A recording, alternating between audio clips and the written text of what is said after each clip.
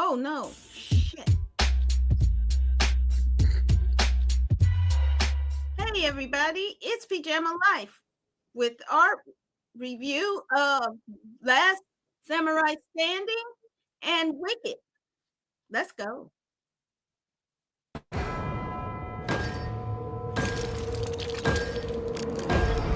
It's more important than ever that you lift everyone's spirits. The wand really sells it. It's the Wicked Witch!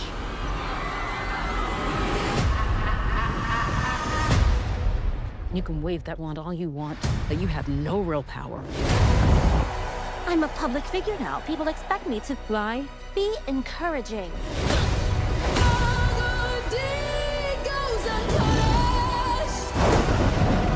There's a house, and it's flying through the sky.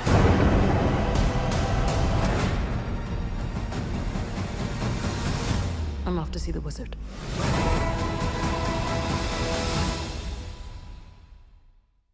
Hey everybody, welcome back. It's Pajama Life. I'm Pajama, and this guy is Patrick. Say hey. Hey everybody, glad you're here. Got some good stuff to talk about tonight. Missing our friend Dave is not here tonight, but glad to be here. I'll try to do two people's work tonight. All right. So tell me your thoughts on Wicked. Well, okay.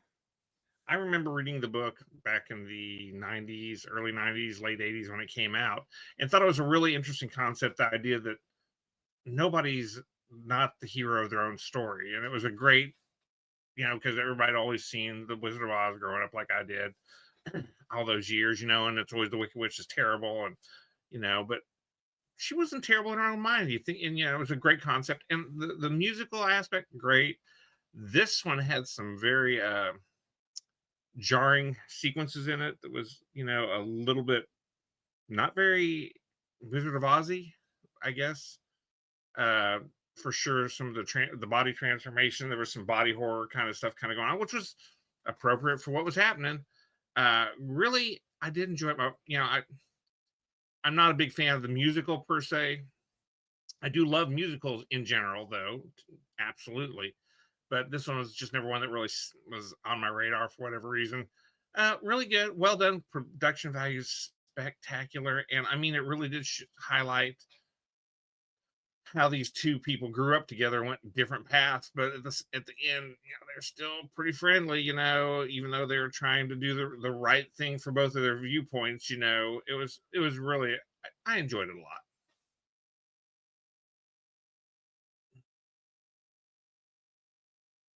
Can't hear you. You're muted. Oh. I had problems with this. Okay. And we'll talk about the parallels with Last Samurai Standing, because this one, I didn't enjoy it as much as the first one. I felt like the Glinda character was truly the villain throughout. And you got to see her ascension to full villain status by the end. She had a lust for power and she took it. She betrayed her friend at every turn. She was aligning herself with the evil power structure for her own gain, and just was an overall awful person. I just did not care for her. And Elphaba, she was like, all throughout the movie, I was like, girl, keep trying to save her. She's not your friend, she's your enemy. She's your covert enemy the whole time. She wanted to steal her power because she had no power of her own. And so she set out to take everything from Elphaba.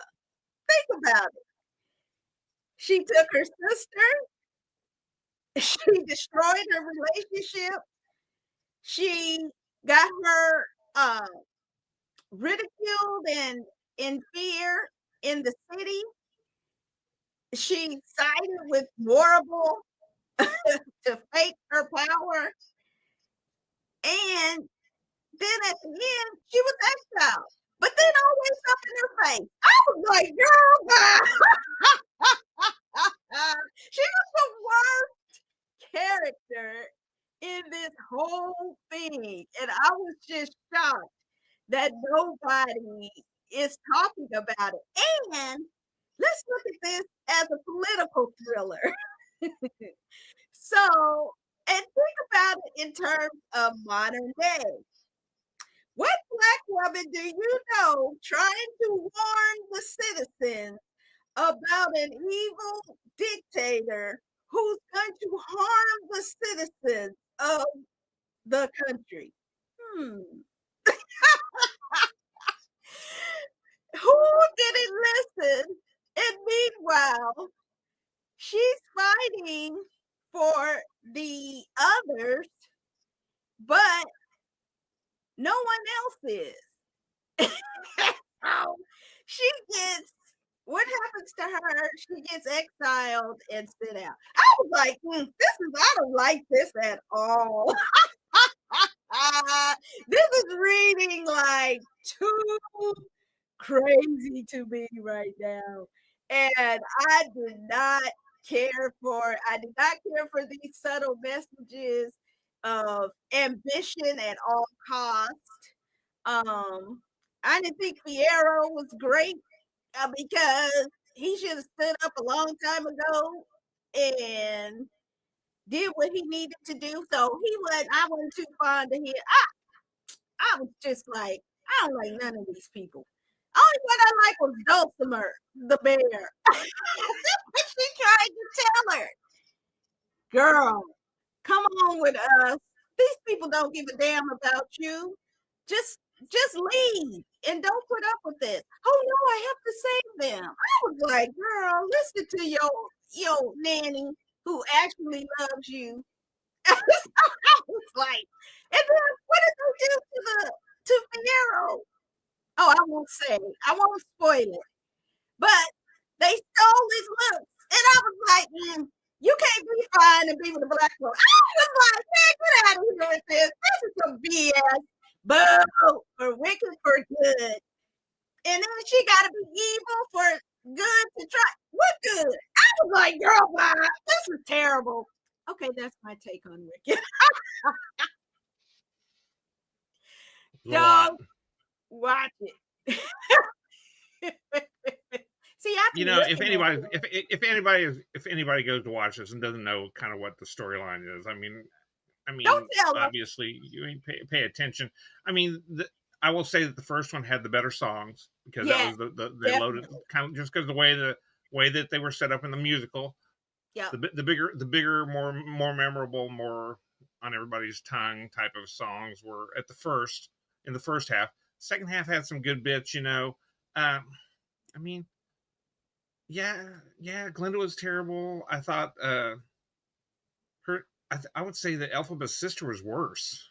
Oh my God, yes. Oh, I forgot about that, Greg. I mean, Glinda, you can see how maybe society pushed her into that, but man, no, Elphaba's sister was the worst. Horrible. She was the worst. The worst. Way worse. Yeah, way more so. But and at the end, I don't remember the book good enough to remember how the ending happened, but it wasn't like I thought it did. So you just let that go at that. I thought it was clever how they did it. I thought that was very clever, but it couldn't make up for all the BS I saw before that. So this is a cautionary tale for Black women to sit back and enjoy your life and quit trying to save everybody. That's right. Let people save themselves. They'll appreciate it more. All right. That was some BS. So next up is the number one series in the world, from what I understand. Last Samurai Standing.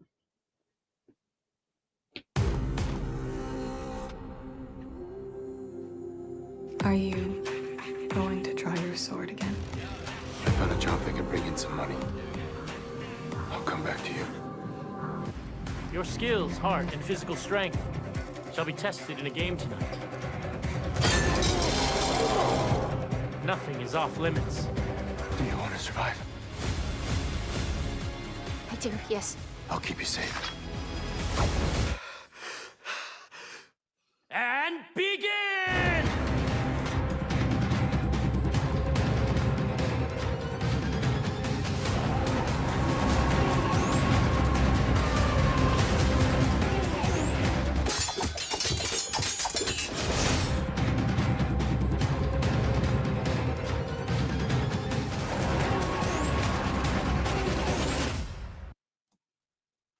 Ooh, interesting. Pat, what did you think of Last Samurai Standing?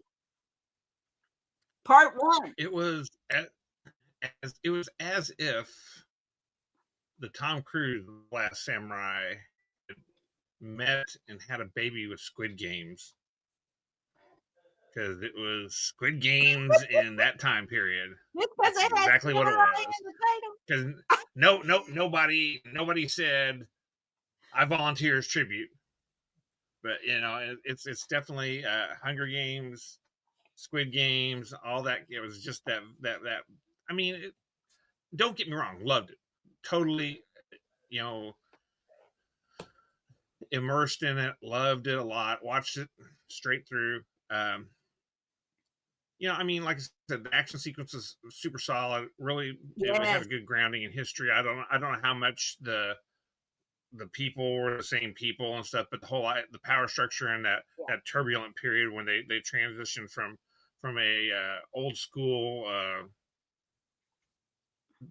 dictatorship, I guess, for lack of a better word, or a kingship type of emperor, down to the more Western style democracies with the emperor as the figurehead, but the figurehead was still in charge. I mean, really, really good. I did enjoy it a lot. Like I said, the fight sequences, you saw some of them there, really well done. Great villains, by the way. There was, I mean, it had everything I liked from like an old Kurosawa film. Yep. The Seven Samurai had that feel. You had different characters who come from different walks of life trying to make their way or whatever. And then the cholera was a big thing apparently back then. And Yeah. was. People forget And about I mean, it was. cholera. Yeah, well, I know. It does not sound great, but it was just really well done. And and my understanding of this was originally not in English. I couldn't tell the dubbing was so well done. It was just as a Yes. technical aspect. Really enjoyed that. Oh, I'm glad you So said that. I loved it. I mean, like I said, I'm a big fan of martial art films, and this kind of really was in my Me wheelhouse. too. Totally loved it. I really love this. I mean, the political intrigue of it, mixed with the martial art, mixed with the sword play, and the actor, um, Saga, apparently was in J6, the boy band from back in the day. So, yeah, and I mean, he's a fantastic actor, and I think that this story is so interesting because I did kinda wonder, what happened to the samurai? I mean, they were so powerful, and then you just they just disappeared. But now we get a glimpse into, it's fictionalized, but I think is in part based on some historical factors. But the story of the Kodoku, and I just thought that was really interesting about how a school, if the master died and didn't leave somebody, as a successor, then they would fight it out, and whoever was left would be the last one to teach the method. I was like, "That's some craziness," Um, but I really like how you said that the voice actors for the English dubbing. I mean, Iroha, I had it pictured in my mind. It was exactly her voice was how I pictured her. And so that was really cool. Really great actors. And the intrigue of the story really was what was interesting to me. Of how they manipulated the situation to get to where they were. Um, this next part is some spoilers, so if you haven't watched it all the way to the end, turn the sound down because I want to talk about the parallels between the Wicked story and this last Samurai Standing. Because I think it was very intriguing how these I didn't realize until I watched both of them, and I was like, oh, this is very similar because you have a villain in each who is undercover. You can't tell who it is, but they're guiding everything to get to the change that they want to see for their country. Whether or not that's good or not, they had a hand in everything that was going on, good and bad. And then also the protagonists, both protagonists were fighting for the other, right? Uh, Elphaba was fighting for the animals and for people to really understand what was going on with the wizard. And Sega was fighting for his family and the other people so that he could understand the bigger game and what was going on.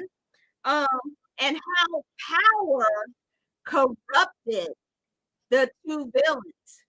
That Glinda was corrupted by power. When she didn't get what she wanted, then she turned on everybody. You see, she got rid of all of her enemies by the end of the movie. Same thing with I won't say who the villain is in this one, because it's really fascinating to figure out who the villain is in Last Samurai Standing. But they really were corrupted. And I would say corrupted by the European power structure. And some jealousy, I feel like, of the samurai. Um, and so I thought that was a really interesting look at it, but also you see this um, betrayal and of their best friends, right? So the two villains were both betrayers of their friends and the protagonist. Um, and so it was, you know, it was so fascinating to look at these, even though one is in like feudal Japan and one is in, wonderful world of Oz, you get this parallel story about how power corrupts and how ambition can take a normal person and turn them into this horrible political animal. I thought that was interesting. Pat, what do you think about that analysis? Yeah. I mean, there's points to be made about the political types of. I mean, there's obviously you've got people that are out of power trying to become back in power. I mean, I didn't delve into it quite as deeply as you did. I did. I was just always every time they'd mention the guy's name, Kokushu the Manslayer, and that was his name. I was like, that is the best title ever you can have for a character. I'm like, dude, why hasn't everybody been Patrick the Manslayer or whatever? I mean, dude, this guy and the whole idea, that the people that train together become rivals. There was that parallel, obviously, because both Glinda and Yep. Ethalba trained together but only one of them had talent, and then you had not just one but a couple people from this Last Samurai Sandy that showed up, that were all part of the original group of intimate students, that were, and there's a couple outstanding questions that are going on through that I'm not going to bring up because someone may not have watched it yet. And maybe I missed it because it was a lot, it was like 6 episodes I had to watch back to back to back to back, which has been great because we've been off work for a couple days, with the holidays. So I had a little bit of time to actually get caught up on some things. But yeah, it is interesting to see how there was power dynamics shifting in both of them. You had the power dynamic of the wizard transitioning out, under duress perhaps, and then you had the samurai class being wiped out because of just societal pressures at that particular point, where they didn't have the shogunates that they used to have. Now we have an emperor, and you have all these governors of regions and things that happened and just really happened, and that's how the samurai just kind of went away. Then they were out, the swords were outlawed. But it was also a corporate takeover too. Right. The Zaibatsu and came through and did their thing, which was the westernization of Japan, which, man, there ain't a lot we've done in Western civilization that's been that great. I'm just going to tell you. Yeah. Did you catch the name of one of the powerful people? It was Mitsubishi. Oh, and that makes sense. Like, oh, snap. Well, you start thinking about it because they were the ones that made all the motors for all the Japanese airplanes too during World War II. I mean, very big arms producer. So I mean, yeah, it was really interesting to see. That was fascinating. It was. I've read some stuff about that history, and it was interesting. And I, of course, have never heard about the Hunger Games version of the Japanese version of the Hunger Games, but apparently there was one. If this is true, but I know it wasn't true, but maybe, or was it? Who knows? Yeah. Yeah, I enjoy it. They were both.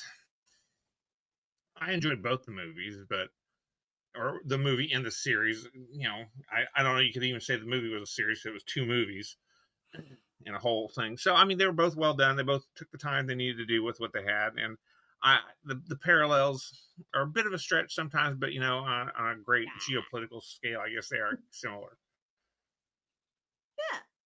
Well, I think it's something interesting to look deeper into the messaging of what we're seeing now, and some of the conservative messaging, some of the political undercover messaging that we're seeing. So that's what I want to kind of highlight and reveal. And if you agree or disagree, write it in the comments below and let's have a discussion of it. And that will be it for us this week. Next week, we're going to look at caught stealing and maybe Stranger Things. We'll see. And Pat, say goodnight to the people. Everybody, hopefully y'all had a great Thanksgiving. Everybody's safe, warm, and full of food. So see you next week. And our buddy David will be back next week, hopefully. And we'll see you next time. Take care. Don't go saving people who don't deserve to be saved.